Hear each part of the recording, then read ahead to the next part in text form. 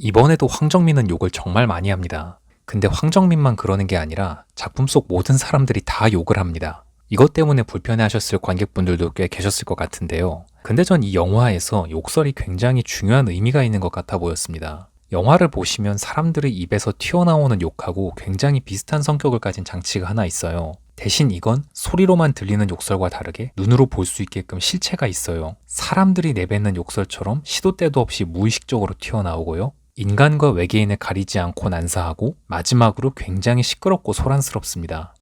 네, 바로 총알입니다.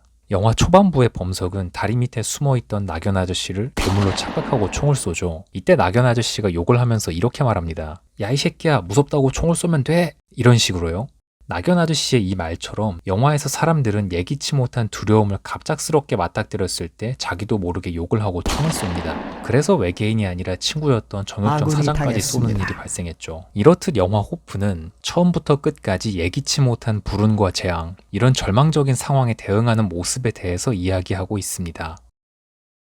그런데 비슷한 성격을 가진 총알과 욕설 사이에 한 가지 다른 점이 존재하는데요. 입에서 나오는 욕은 그냥 말로 끝나지만 총알은 상대방을 해치기 위한 수단입니다. 영화에서는 이것을 선을 넘는다로 표현을 하는데 마을을 쑥대밭으로 만든 괴물 바미기르도 사실은 사연이 있는 인격체였지만 성애가 이렇게 말하죠. 아무리 괴물이어도 이럴 순 없는 거예요.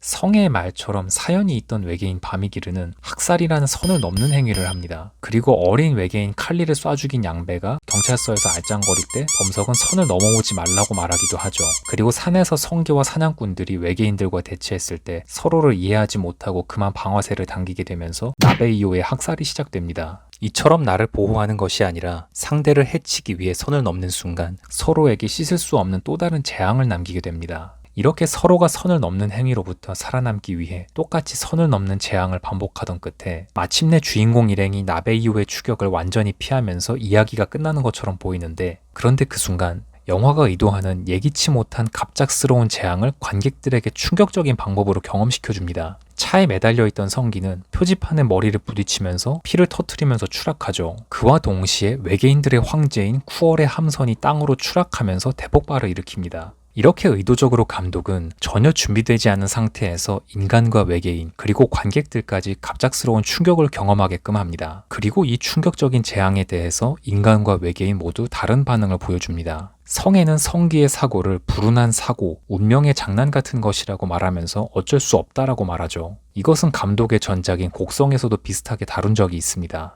반면에 외계인의 황후 조르는 믿음은 보이지 않는 것에 대한 믿음이라고 말하면서 모든 것을 바꾸라고 희망에 찬 모습으로 말을 합니다. 여기까지만 보면 외계인은 긍정적인 자세로 운명에 맞서는 것처럼 보이고, 반면에 인간은 운명에 순응하는 것처럼 보이는데요. 근데 저는 보이는 것과 실제 감독의 의도는 다른 것 같다고 느꼈습니다. 이제 저희 영상에서 가장 중요하게 다루고 싶은 부분에 대해 얘기해 보겠습니다. 성기와 쿠얼의 함선이 추락하는 재앙이 있은 후 주인공 일행이 고속도로 위를 뛰어가고 있을 때 성애가 범석에게 이제 어떻게 할지 묻는 장면이 있는데요. 이때 범석은 이렇게 대답합니다. 잘 모르겠다 라고 말이죠. 이렇게 작품 속에서 범석은 항상 위기 앞에서 혼란스러워하고 방황하는 모습을 보여줍니다. 저는 이런 범석의 모습에서 독일의 문학작품 파우스트가 떠올랐습니다. 희곡 파우스트에서는 이런 말을 합니다. 인간은 노력하는 한 방황한다.